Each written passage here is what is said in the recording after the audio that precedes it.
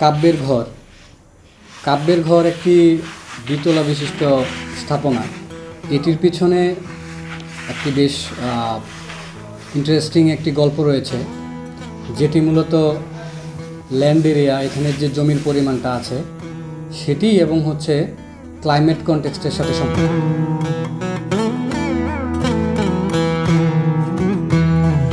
এখানে আমরা আসলে মূলত যে স্পেসটি পেয়েছি সেই স্পেসের 40 ফিটটা আমাদের হচ্ছে ইস্ট ওয়েস্ট ফেসিং ছিল এবং বাকি যে 30 ফিট স্পেসটা সেটা হচ্ছে আমাদের নর্থ সাউথ ফেসিং ছিল। যেখানে আমাদেরকে হচ্ছে ক্লাইমেটকে কনসিডার করার জন্য আমাদেরকে এখানে কিছু ব্যাপার মাথায় নিয়ে আমাদেরকে কাজ করতে হয়েছে। ইউজুয়ালি আমরা যেটা জানি যে আমরা হচ্ছে নর্থ সাউথটাকে হচ্ছে বেশি প্রায়োরিটি দিয়ে কাজ করি এবং হচ্ছে ক্রস ভেন্টিলেশনের ব্যাপারগুলো আমাদেরকে চিন্তা করে আমাদেরকে এখানে ডিজাইন ইমপ্লিমেন্ট করতে হয়। সেজন্য আমরা এই অংশটায় আমরা আমাদের ডিজাইনে খুব ভালোভাবে এই জায়গাটিকে কাজে লাগানোর চেষ্টা করি।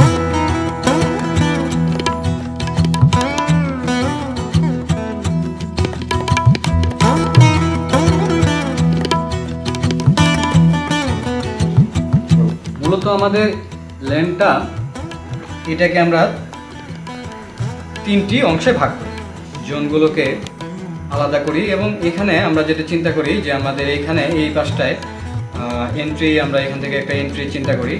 এই এন্ট্রি থেকে আমাদের এইখানে আমরা এন্ট্রির পাশে এবং এইখানে আমরা একটা স্টেয়ার চিন্তা করি, যেটা হচ্ছে আমাদের উপরের তলায় যাওয়ার জন্য আমরা এখানে ভাবি। এবং এখান থেকে আমরা বেডের সাথে আমরা একটি টয়লেট এবং এই পাশে আমাদের একটা কিচেন আমরা এখানে প্লেস করি।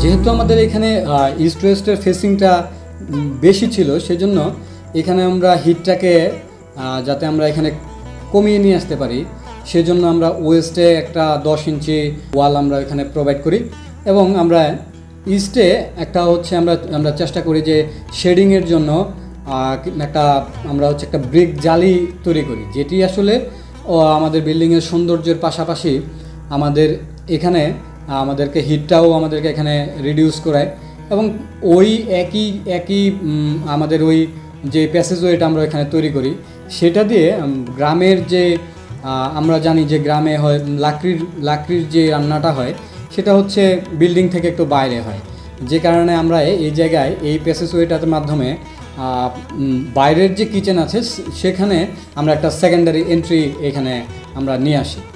আর এর সাথে আমরা এখানে মেইন এন্ট্রির এইখানে আমরা একটা ডাবল হাইট স্পেস প্লেস করি। আমাদের টেরাসের যে রিফসগুলো আছে সেখানে যে আলো ছায়ার খেলাটা তৈরি হয়, এইভাবেই আমরা আমাদের এই কাব্যের গল্পের কাব্যটা তৈরি করি।